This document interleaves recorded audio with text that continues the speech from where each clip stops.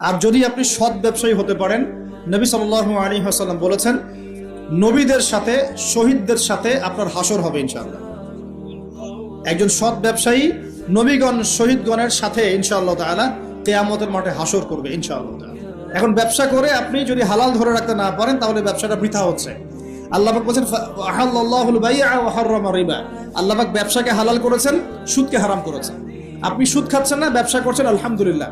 কিন্তু যদি আপনি মাপে কম দেন, মিথ্যা কসম করে পণ্য বিক্রি করেন, সিন্ডিকেট করেন, মাল ইচ্ছা করে মজুত করে পরে দাম বাড়িয়ে দেন, এই যে 2 নম্বরে যদি করেন, আমানতের খেয়ানত করেন, তাহলে আপনাদের এই পাপের কারণে পুরো জাতির উপর দুর্ভিক্ষ নেমে আসবে। এটা হাদিস। আর যদি আপনি সৎ ব্যবসায়ী হতে পারেন, নবী সাল্লাল্লাহু আলাইহি ওয়াসাল্লাম বলেছেন, নবীদের সাথে শহীদদের সাথে আপনার হাসর হবে ইনশাআল্লাহ। একজন সৎ ব্যবসায়ী নবীগণ শহীদগণের সাথে ইনশাআল্লাহ তাআলা কিয়ামতের মাঠে হাসর করবে ইনশাআল্লাহ তাআলা। এখন ব্যবসা করে আপনি যদি হালাল ধরে রাখতে না পারেন তাহলে ব্যবসাটা বৃথা হচ্ছে। আল্লাহ পাক বলেছেন আহাল্লাল্লাহুল বাই'a ওয়া হাররামা রিবা। আল্লাহ পাক ব্যবসাকে হালাল করেছেন, সুদকে হারাম করেছেন। আপনি সুদ খাচ্ছেন না, ব্যবসা করছেন, আলহামদুলিল্লাহ।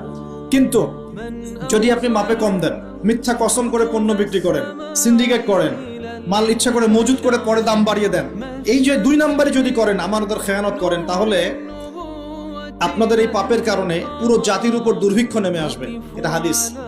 আর যদি আপনি সৎ ব্যবসায়ী হতে পারেন, নবী সাল্লাল্লাহু আলাইহি ওয়াসাল্লাম বলেছেন, নবীদের সাথে শহীদদের সাথে আপনার হাসর হবে ইনশাআল্লাহ।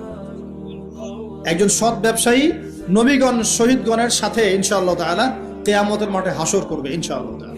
এখন ব্যবসা করে আপনি যদি হালাল ধরে রাখতে না পারেন তাহলে ব্যবসাটা বৃথা হচ্ছে। আল্লাহ পাক বলেছেন আহাল্লাল্লাহুল বাই'a ওয়া হাররামা রিবা।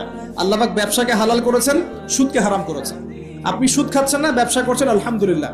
কিন্তু যদি আপনি মাপে কম দেন, মিথ্যা কসম করে পণ্য বিক্রি করেন, সিন্ডিকেট করেন, মাল ইচ্ছা করে মজুত করে পরে দাম বাড়িয়ে দেন, এই যে 2 নম্বরে যদি করেন, আমানতের খেয়ানত করেন, তাহলে আপনাদের এই পাপের কারণে পুরো জাতির উপর দুর্ভিক্ষ নেমে আসবে।